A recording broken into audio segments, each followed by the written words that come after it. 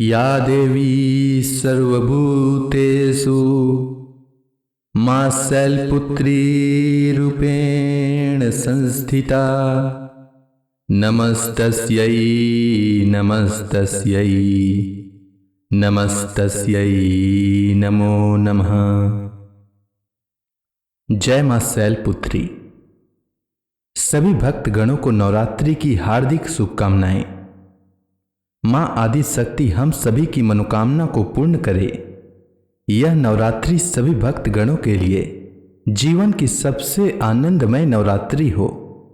हे मां, अपने भक्तों की पीड़ा को हर लो और उनके घर सुख समृद्धि से भर दो। आइए श्रवण करते हैं मां शैलपुत्री की कथा। वंदे वांछित लाभाय चंद्रार्धकृत शेखराम वृषारूढ़ाम शूलधराम शैलपुत्रीम यशस्विनी। वृषभ स्थिता शैलपुत्री मां के दाहिने हाथ में त्रिशूल और बाएं हाथ में कमल पुष्प सुशोभित है। अपने पूर्व जन्म में प्रजापति दक्ष की कन्या के रूप में मां शैलपुत्री उत्पन्न हुई थीं। तब इनका नाम सती था। इनका विवाह भगवान शंकर जी से हुआ था। एक बार प्रजापति दक्ष ने एक बहुत बड़ा यज्ञ किया। इसमें उन्होंने सारे देवताओं को अपना अपना यज्ञ भाग प्राप्त करने के लिए निमंत्रित किया, किंतु शंकर जी को उन्होंने इस यज्ञ में निमंत्रित नहीं किया। सती ने जब सुना कि उनके पिता एक अत्यंत विशाल यज्ञ का अनुष्ठान कर रहे हैं, तब वहां जाने के लिए उनका मन विकल हो उठा। अपनी यह इच्छा उन्होंने शंकर जी को बताई। सारी बातों पर विचार करने के बाद भगवान शंकर ने कहा, प्रजापति दक्ष किसी कारणवश हमसे रुष्ट हैं। अपने यज्ञ में उन्होंने सारे देवताओं को निमंत्रित किया है। उनके यज्ञ भाग भी उन्हें समर्पित किए हैं, किंतु हमें जानबूझकर नहीं बुलाया है, कोई सूचना तक नहीं भेजी है। ऐसी स्थिति में तुम्हारा वहां जाना किसी प्रकार भी श्रेयस्कर नहीं होगा। भगवान शंकर के इस उपदेश से सती का प्रबोध नहीं हुआ। पिता का यज्ञ देखने वहां जाकर माता और अपने बहनों से मिलने की उनकी व्यग्रता किसी प्रकार भी कम न हो सकी।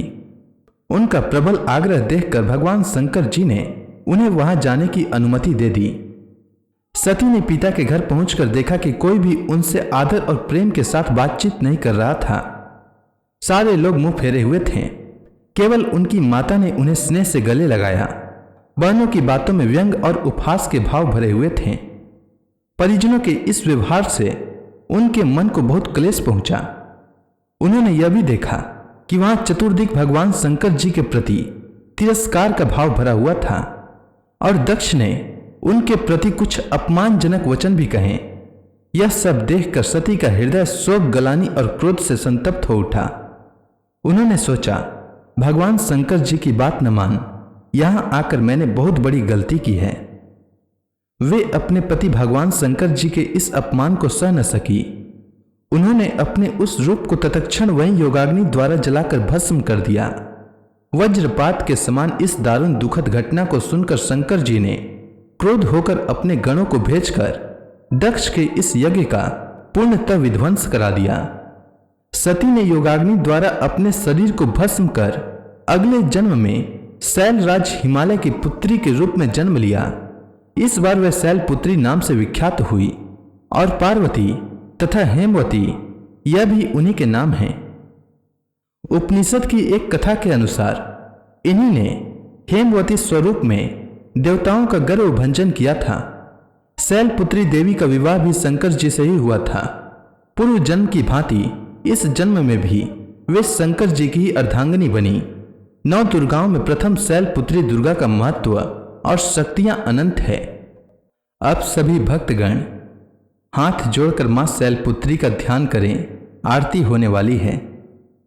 शैलपुत्री मां बैल सवार करे देवता जय जयकार। शैलपुत्री मां बैल सवार करे देवता जय जयकार।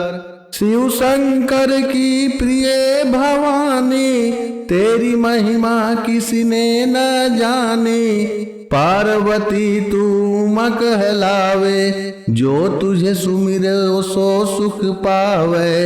शैलपुत्री माँ बैल सवार, करे देवता जय जयकार। रिद्धि सिद्धि परवान करे तू, दया करे धनवान करे तू। सोमवार को शिव संग प्यारी, आरत जिसने तेरी उतारी। शैलपुत्री माँ बैल सवार, करे देवता जय जयकार। उसकी सगरी आस पुजा दो, सगर दुख तकलीफ मिटा दो। घी का सुंदर दीप जला के, गोलागरी का भोग लगा के। श्रद्धा भाव से मंत्र जपाए, प्रेम सहित फिर शीश झुकाए। शैलपुत्री माँ बैल सवार, करे देवता जय जयकार। जय गिरिराज किशोरी अम्बे, शिव मुख चंद्र चकोरी अम्बे। मनोकामना पूर्ण कर दो, चमन सदा सुख संपत्ति भर दो। शैलपुत्री माँ बैल सवार, करे देवता जय जयकार। शैलपुत्री माँ बैल सवार, करे देवता जय जयकार। तो प्रेम से बोलिए माता शैलपुत्री की जय।